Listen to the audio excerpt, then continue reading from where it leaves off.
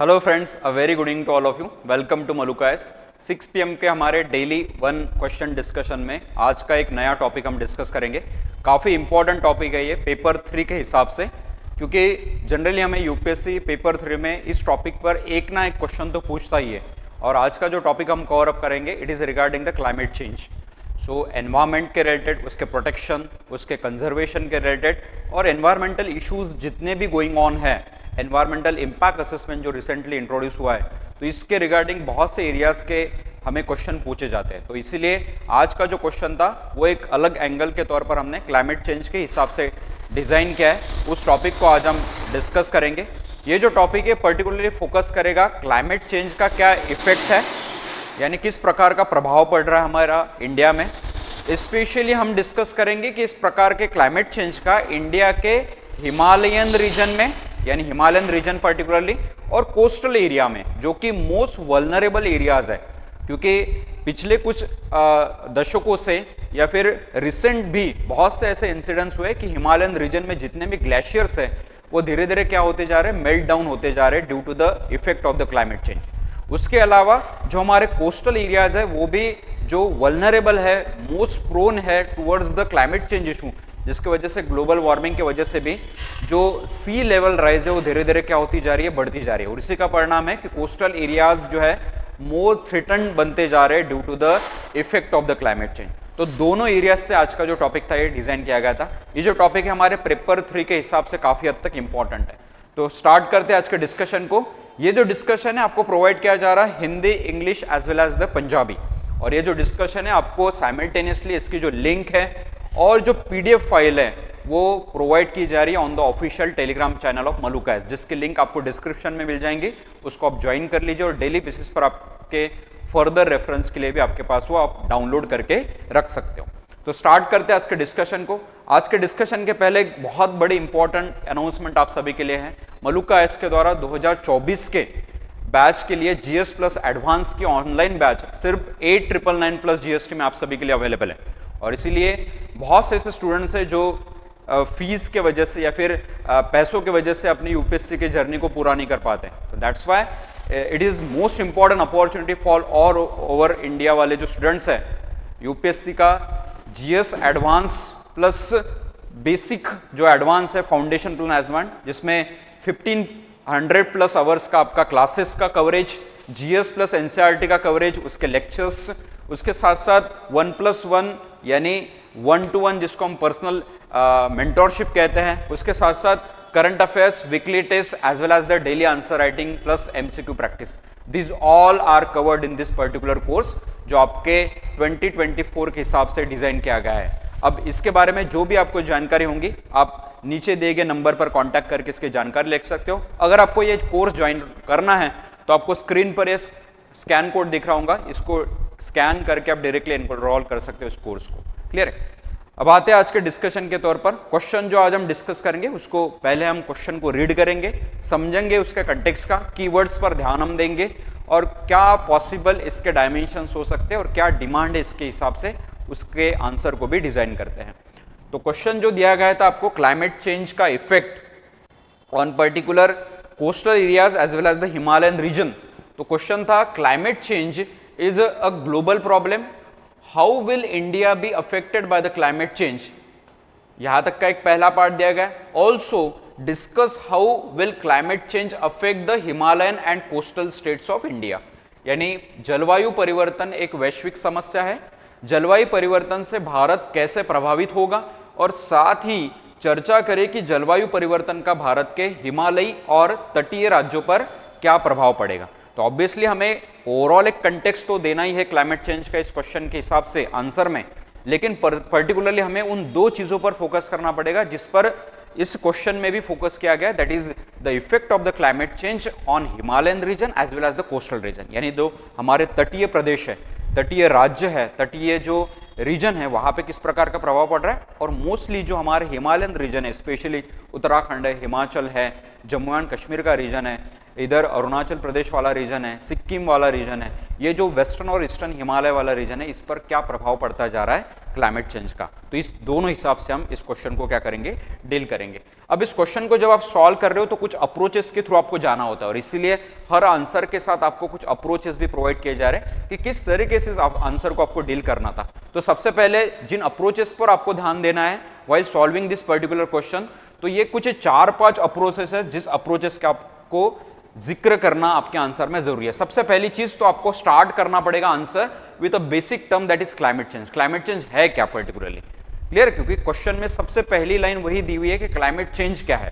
तो climate change क्या है ये पर्टिकुलरली हम बताएंगे। Second, we will discuss about the, in short begin with the global problem, कि क्लाइमेट चेंज किस तरीके से ग्लोबल प्रॉब्लम के तौर पर उभर कर सामने आया है, तो ये एक वैश्विक समस्या क्यों बनी हुई है, क्लियर पॉइंट, इस पर हम फोकस करेंगे। तो इंट्रोडक्शन में पहले तौर पर हम इन दो चीजों को कवर अप करेंगे। Then we will move towards the body. तो बॉडी की तरफ जब हम आएंगे तो हम impact of the climate change on India, particularly उन 3-4 चीजों को हम बताएंगे कि ये पर्टिकुलर इंपैक्ट है जो हमें इंडिया पर क्लाइमेट चेंज के आने वाले समय में होते हुए नजर आ रहे हैं। स्पेशली फिर हम फोकस करेंगे हिमालयन पर इसका क्या इफेक्ट हुआ है और कोस्टल रीजन पर क्या इफेक्ट हुआ है। उसके बाद फिर हम इसमें कुछ रिसेंट एग्जाम्पल और रिपोर्ट का भी जिक्र करेंगे। This is most important point. और जब भी आप क्लाइमेट चेंज या फिर इस प्रकार के करंट पर्सपेक्टिव से हिसाब से अगर क्वेश्चंस को सॉल्व कर रहे हो तो उसमें ट्राई कीजिए कुछ एग्जाम्पल्स का, कुछ रिपोर्ट्स का, कुछ डेटा का भी इस्तेमाल करना है आपको। रिसेंट स्टेप्स क्या ली गई है ये आपको जिक्र करना है। आप कन्वेंशनली जो पीछे की चीजें हैं वही मत लिखिए, आप करंट के भी कुछ चीजों का उसमें जिक्र करना एक तरीके से अनिवार्य है। और एट द एंड कंक्लूड आपको किस तरीके से करना है, conclude your answer with India's aim as well as the vision to overcome such type of problem of the climate change in India as well as at the global level, clear point. तो इस हिसाब से आपको को approaches के through इस question को क्या करना था, डील करना था। अब आते हैं हम कि किस तरीके से आप क्वेश्चन को इंट्रो, बॉडी और कंक्लूजन में डिजाइन कर सकते हो। सबसे पहली जो हमने बात की है इंट्रोडक्शन में, तो हम फोकस करेंगे कि क्लाइमेट चेंज है क्या, ठीक है।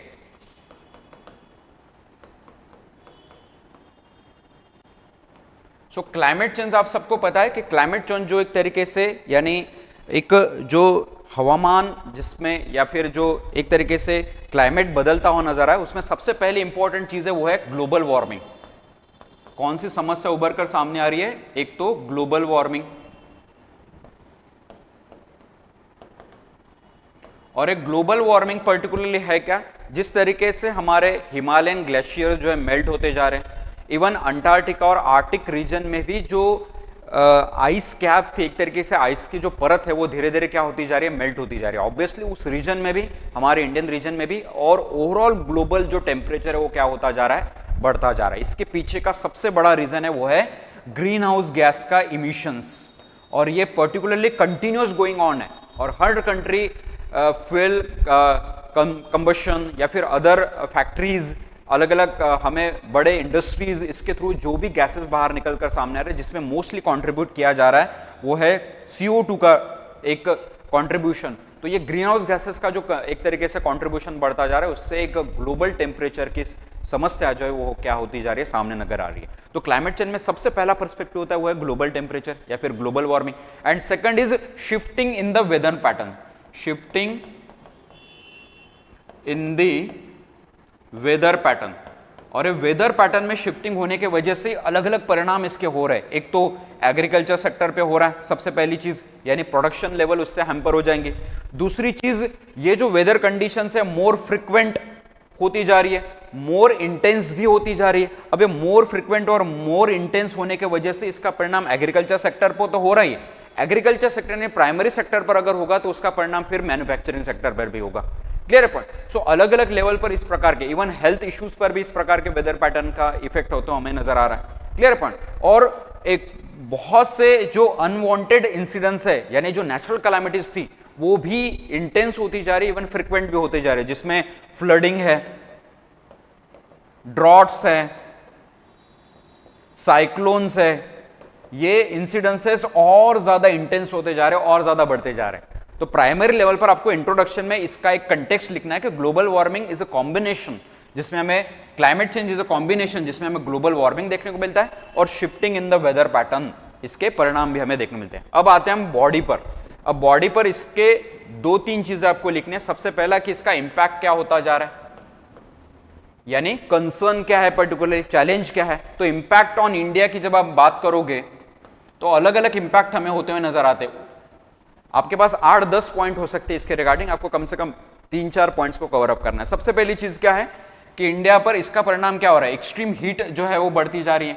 एक्सट्रीम हीट, क्लियर पॉइंट, यानी समर और ज्यादा इंटेंस होता जा रहा है, क्लियर पॉइंट, जिसके वजह से क्या हो रहा है, उसका परिणाम आने वाले रेनी सीजन पर होता जा रहा है, यानी रेनी सीजन डिले होता हमें नजर आ रहा है। एल नीनो और ला नीनो का इफेक्ट हमें देखने को मिलता है ज्योग्राफिकल टर्म्स के हिसाब से, लेकिन कहीं ना कहीं एक्सट्रीम हीट भी जो है बढ़ती जा रही है। यूरोपियन कंट्रीज ने भी इस साल जो एवरेज हीट वो एक्सपीरियंस करते हैं, वार्मनेस, उसके तुलना में बहुत ज्यादा पैमाने पर हीट को एक्सपीरियंस किया इस बार, यानी टेम्परेचर हमें उस रीजन में जो नॉर्मल रहता है वो कहीं ना कहीं बढ़ता हमें नजर आया। तो एक्सट्रीम हीट एक बड़ा रीजन बन गया।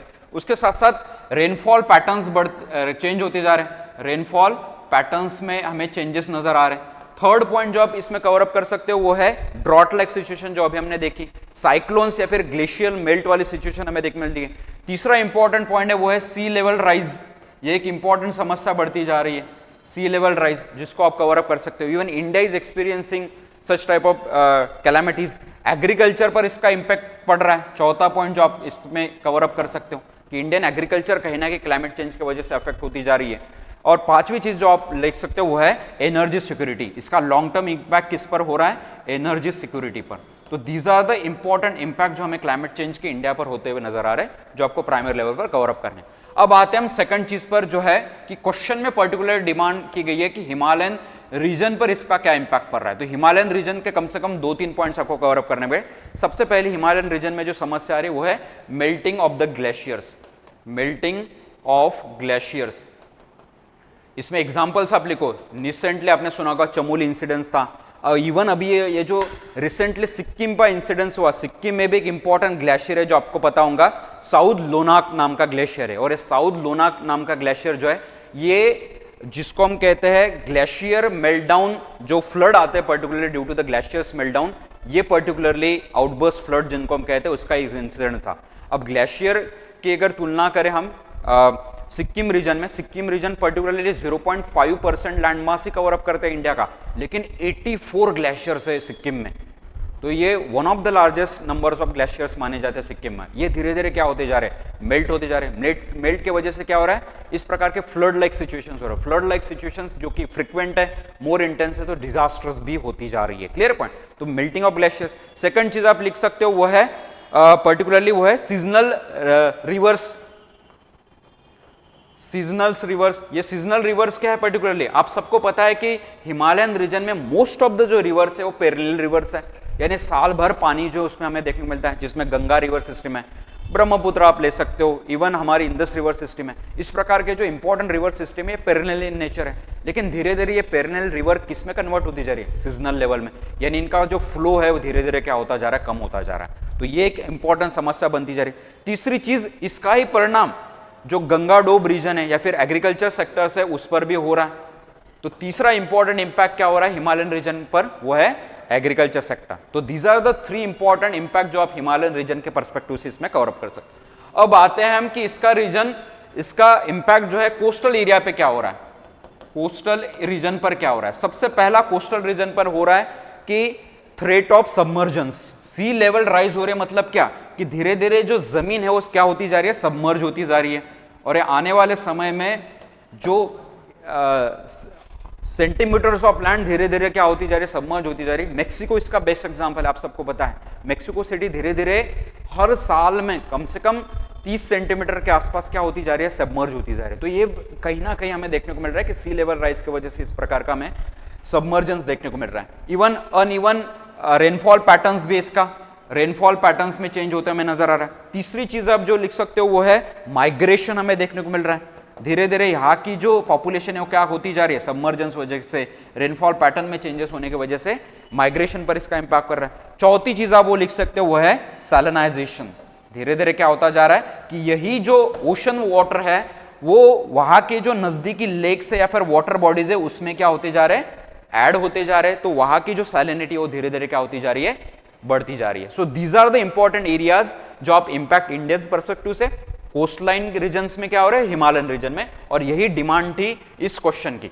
अब आते हैं हम वे फॉरवर्ड में, या फिर आपको कुछ मेजर्स पूछे जाने हैं या फिर वे फॉरवर्ड में आपको कुछ लिखना है इसमें। तो सबसे पहली चीज है कि इंडिया ने ऑलरेडी इस पर काफी हद तक कुछ एफर्ट्स लिए हैं। जैसे हमने नेशनली डिटरमाइंड कंट्रीब्यूशन को पहले रिकॉग्नाइज कर लिया है, ग्रीन हाउस गैस इमिशंस को हमने एक तरीके से काउंटर करने के लिए 2070 वाला टारगेट रखा हुआ है, कार्बन न्यूट्रल का जिसको हम कहते हैं। एडॉप्शन स्ट्रैटेजीज हमने अपनाई है, सबसे पहले से एनडीसी एडेप्टेशन स्ट्रैटेजीज हमें देखने को मिलते हैं यहाँ पे। तीसरी चीज आप जो लिख सकते हो वो है ग्लोबल कन्वेंशन, इसके रिगार्डिंग है ग्लोबल कन्वेंशन या फिर ग्लोबल एफर्ट जिसको हम कहते हैं। ग्लोबल एफर्ट्स में जो आप लिख सकते हो वो है, सबसे पहली चीज है वो है क्योटो प्रोटोकॉल, उसका ही परिणाम हमें पेरिस क्लाइमेट चेंज यानी कॉप 21 जो 2015 में होती है उसके रिगार्डिंग है, यानी ग्लोबल वार्मिंग को कम करने के लिए। ग्लासगो में कॉप 26 जो होती है उस दौरान mission life Indian prime minister के द्वारा इंट्रोड्यूस किया था। ये मिशन लाइफ है particularly everyone's responsibility towards protection and conservation of the earth एक तरीके से, या फिर एनवायरमेंट हम कह सकते हैं। और तीसरी चीज कॉप 27 में भी कुछ हद तक जो है कमिटमेंट्स की गई थी एक तरीके से global efforts regarding the climate change. तो इसके भी एक तरीके से आप लिख सकते हो। इवन R&D को भी हमने अगर प्रमोट किया, research and development, innovative technologies को, हम क्लाइमेट चेंज को काउंटर कर पाएंगे कहीं ना कहीं। इस तरीके से इस पर एक जो प्रभाव बढ़ता जा रहा है उसको भी हम क्या कर पाएंगे, न्यूट्रलाइज कर पाएंगे। तो धीरे धीरे आने वाले समय में इस प्रकार की जो क्लाइमेट चेंज की समस्या है वो इंडिया फेस करने वाला ही है, हर एक कंट्री करने वाली है। लेकिन क्या हमारे पास पॉलिसी मेजर्स है उसके लिए, एडेप्टिव स्ट्रैटेजीज है, इसका प्रभावी उपयोग करना बहुत ज्यादा जरूरी है। और इस हिसाब से इस क्वेश्चन को आपको क्या करना था, कवर अप करना था। तो ये है मॉडल आंसर जो आपको प्रोवाइड किया जा रहा है ऑलरेडी, जिसके regarding already we have discussed all the aspects, all the dimensions we already covered in our discussion today. और ये डिस्कशन जो है आपको अवेलेबल है हिंदी, इंग्लिश और पंजाबी लैंग्वेज में। तो ये था आज का टॉपिक जो एक इंपॉर्टेंट एरिया था आपके पेपर 3 जीएस पेपर का। इसकी फाइल आपको टेलीग्राम चैनल पर मिल जाएंगी, जिसके लिंक आपको डिस्क्रिप्शन में दिख रही होंगी, उसको आप ज्वाइन कर लीजिए और इस फाइल को भी डाउनलोड कीजिए। मिलते हैं नेक्स्ट डिस्कशन में इसी प्रकार के इंपॉर्टेंट एरिया और एक इंपॉर्टेंट क्वेश्चंस के साथ। तब तक all the best, thank you.